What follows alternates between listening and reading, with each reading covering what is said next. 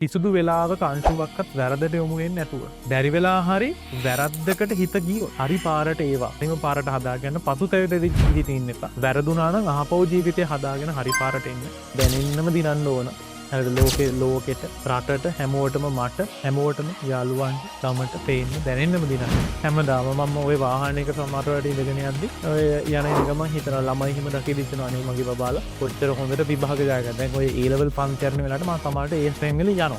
යද්දි ඇත්තටම මම හිතන කාරණයක් තමයි අනේ මම ඉගෙන ගත්ත ළමයි මෙතන ඇති නේද යාලා හරියට A levels ටික කරනවා ඇති නේද කියලා මට ඇත්තටම හිතෙනවා. මෙඩිසින් යන්න පවසර්ස්ගේ ප්ලෑන් එක මාර විදිහට උදව් වුණා කියන්නේ. O level කරපු ළමයි වෛද්‍යවරයෙක් කියලා නේද? O level කලින් මගේ පන්ති අපුලම. ඒ එන සතුට මාරම් මාරයි. මේ අපේ බබාට වරදින්නේ නැහැ. ගුරුවරයා විදිහට මම නිතර ආශිර්වාද කරනවා ඔබට වරදින්නේ නැත.